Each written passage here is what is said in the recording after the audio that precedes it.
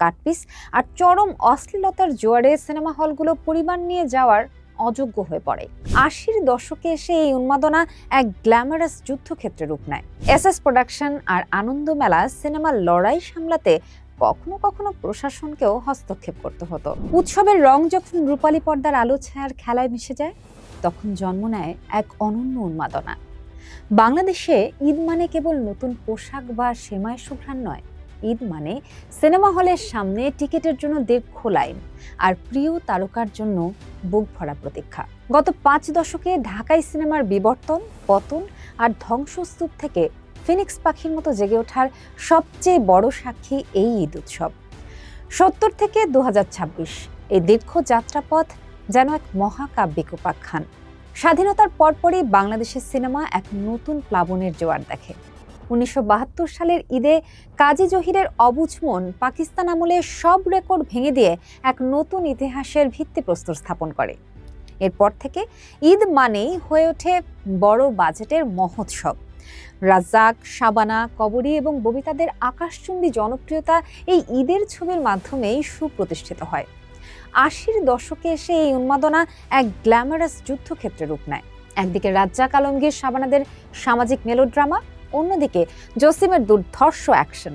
সব মিলিয়ে ঈদের সিনেমা ছিল বাঙালির বিনোদনের পূর্ণ প্যাকেজ। অস্বীকার, লড়াকু, স্বামী স্ত্রীর মতো ছবিগুলো তখন দর্শকদের হলমুখী করার মূল মন্ত্র হয়ে পড়ে। ৯০-এর দশকে এসে ঈদের সিনেমা ঘিরে শুরু হয় এক তীব্র ও রাজকীয় প্রতিযোগিতা। এসএস প্রোডাকশন আর আনন্দ মেলা সিনেমার লড়াই সামলাতে কখনো কখনো প্রশাসনকেও হস্তক্ষেপ করতে হতো।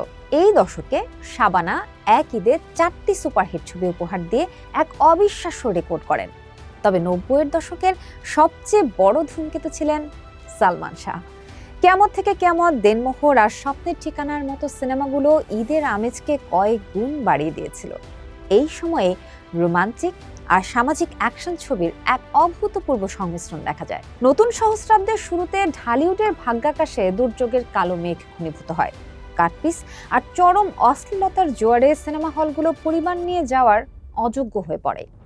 শিক্ষিত মধ্যবিত্ত সমাজ লজ্জায় সিনেমা হল থেকে মুখ ফিরিয়ে নেয়। হলগুলো হয়ে ওঠে বখাটে আর অসামাজিক কাজের অভয়ারণ্য। দর্শক হারিয়ে হলের আয় কমে যায়, শুরু হয় হল ভাঙার মিছিল। রাজধানীর নামি দামি প্রেক্ষাগৃহগুলো ভেঙে সেখানে গড়ে উঠতে থাকে বহুতল শপিং মল। সিনেমা হল বন্ধ হওয়ার পেছনে কেবল অশ্লীলতাই নয়, ছিল প্রযুক্তির অভাব আর চরম অব্যবস্থাপনা। জরাজীর্ণ আসন আর দুর্গন্ধে ভরা হলগুলো দর্শককে বিতাড়িত করে। এই ক্রান্তিকালেও ইন্ডাস্ট্রিকে এক হাতে টেনে নিয়ে চলেন মেগাস্টার মান্না। তারই মৃত্যুর পর ঢালিউড এক বিশাল শূন্যতায় নিমজ্জিত হয়। ২০১০ থেকে ২০১৯ পর্যন্ত এক দশক ছিল শাকিব খান নামক এক মহিরুহের একক সাম্রাজ্য। নাম্বার 1 শাকিব খান থেকে নবাব, তিনি একাই চেষ্টা করেছেন ধুঁকতে থাকা হলগুলোকে বাঁচিয়ে রাখার। এই সময়ে অ্যানালগ থেকে ডিজিটাল প্রযুক্তিতে রূপান্তর ঘটে। ২০১৬ সালের শিকারী ছবিতে শাকিব খানের আমূল পরিবর্তন দর্শকদের স্তম্ভিত করে দেয়। তবে মুদ্রার উল্টো পিঠ ছিল বিষাদময়। হাজার হাজার সিনেমা হল বন্ধ হয়ে সংখ্যাটি ১০০-র নিচে নেমে আসে। মফস্বলের সাধারণ মানুষের বিনোদনের শেষ আশ্রয়টুকুও বিলীন হতে শুরু করে। ২০২০ সালের করোনা মহামারী যখন সব স্তব্ধ করে দিল, মনে হয়েছিল ঢালিউড বুঝি এখানেই শেষ হয়ে গেল। কিন্তু সেই নিস্তব্ধতা আশীর্বাদ হয়ে এলো। ওটিটি প্ল্যাটফর্মের প্রভাবে দর্শকের রুচিতে পরিবর্তন এলো। ২০২২-২৩ সালে ঢালিউড এক অভাবনীয় মোড় নিল। শাকিব খানের প্রিয়তমা আর আফরান নিশোর সুড়ঙ্গ ঢাকাই সিনেমার সংজ্ঞাই বদলে দিল। প্রিয়তমা গ্লোবাল ডিস্ট্রিবিউশন চেইনের মাধ্যমে বিশ্ব জয় করল। ২০২৪ সালে রায়হান রাফি পরিচালিত তুফান সিনেমাটি বাংলা চলচ্চিত্রের নতুন মানদণ্ড নির্ধারণ করল।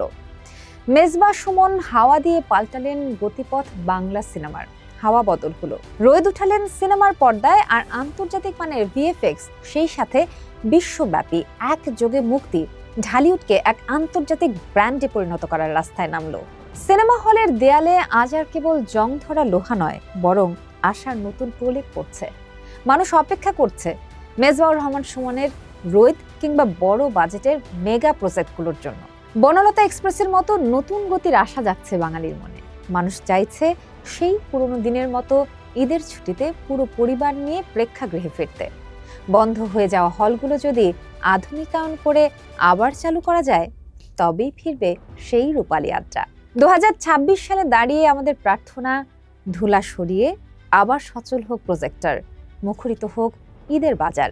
কারণ ঈদ আর সিনেমা এই দুইয়ের মেলবন্ধন কেবল বিনোদনই নয়, এটি আমাদের সংস্কৃতির হৃদস্পন্দন। এই স্পন্দন যেন আর কখনো থেমে না যায়।